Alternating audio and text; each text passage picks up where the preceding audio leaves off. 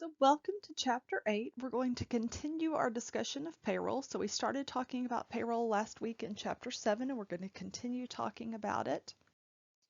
Right now we're going to talk about paying and depositing the taxes. So if you remember last week, we left off with where we had recorded the payroll taxes in our records, both the gross pay and the net pay that we pay to our employees and all the withholdings, as well as our portion of the FUTA, SUTA, and the Social Security and Medicare. But we haven't actually paid those, so now we're going to talk about doing that. So again, looking at what we did, we reviewed what we did in Chapter 7. So these were our payroll accounts, and we talked about these. Cash is certainly used. We may have a separate cash account, payroll cash, that we use for paying the paychecks, but then typically we'll just use our regular cash for paying the taxes. Our prepaid workman's comp insurance, again, we pay that in advance based on an estimate of what our payroll is going to be. So we have that prepaid, that's an asset.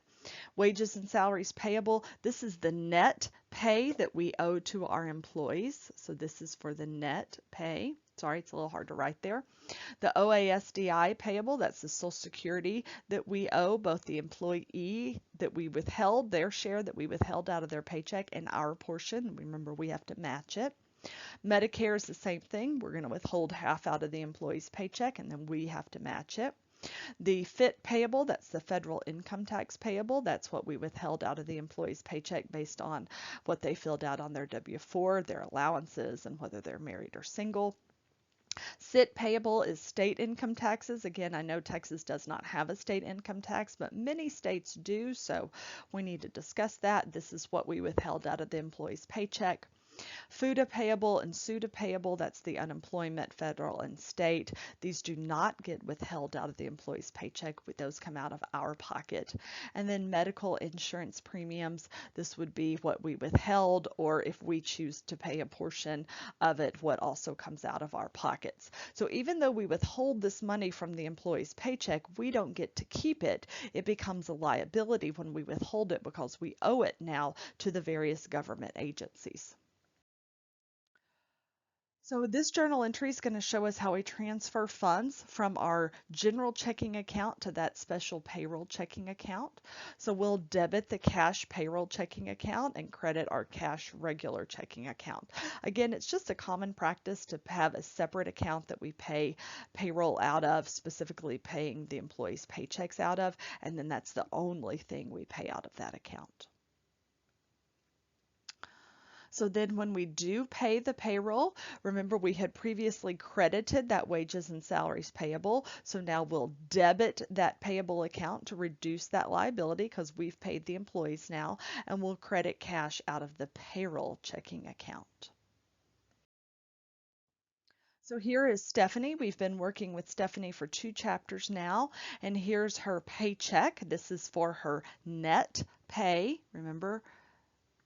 And then we see her pay stub, which lists her net pay. It's also going to list, it's covered up there, but it's going to list her gross earnings, and then all the withholdings are the deductions, so the federal income tax, the state income tax, the Medicare, the Social Security, the health insurance, all that kind of good stuff, and then that brings us to her net pay. So these numbers all come off of that employee earnings record that, remember, we looked at back in Chapter 7.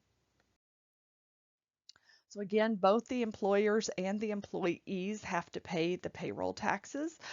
Some of them are paid just by the employees, some of them are paid just by the employers, and then some are paid by both. So every employer gets a federal identification number called an EIN, and that's assigned by the IRS, and it's used when we pay payroll and when we pay our payroll taxes. So now that we've paid our employees, we've written their paychecks, now we have to pay the employers. So we have to fill out what's called a 941, and this is for our tax deposit, the amount of money that we have to pay to the government.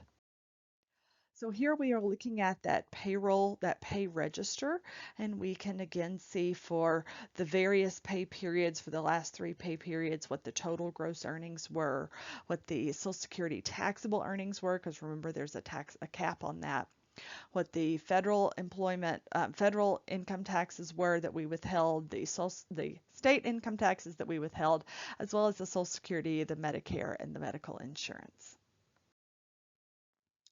So again, when we pay the federal income tax, that's paid entirely by the employee. That's the amount that we withheld. But for the Social Security, we have to, and the Medicare, we have to double it because we have to match what we withheld out of the employee's paycheck. So in total, we're going to have to deposit $5,496.26 for this pay period. So we'll do a journal entry to debit the FIT payable to record that, to debit the FICA payable, and to debit the Medicare payable. Remember, payables are liabilities. They have a normal credit balance. So to debit them, we are reducing them, and then we'll credit cash. And so now we can see our T accounts. We've debited, our T accounts for the balance in each of those. So we've recorded how much that we owe, and now we've paid it. Notice for the Social Security and the Medicare, again, we've doubled. So for on 10-1, there's 2 entries for the employee's half and the employer's half. Again, on 10-15, 2 entries, the employer, employee. Same thing on 10-29. And then also on the Social Security, we see 2 credits for each pay period for both the employee's portion and the employer's portion. So how often you're required to deposit depends on how large of a company you are. If your tax payroll liability is less than $50,000 and a 12-month period that starts July 1st and looks backwards, then you have to do your deposits once a month. If you owe more than $50,000 in that 12-month period, then you are what we call a semi-weekly depositor, which is every 2 weeks. So that look back period, again, is going to start July 1st and look backwards to what your payroll was last year or over the last 12 months.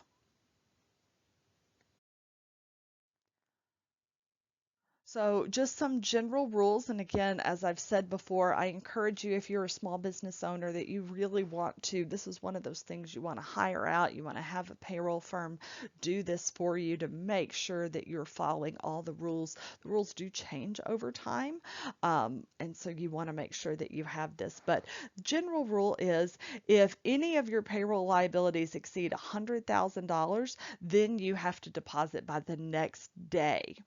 If your company is very, very small and your tax liability is less than $2,500 for the quarter, then you can just deposit with your quarterly.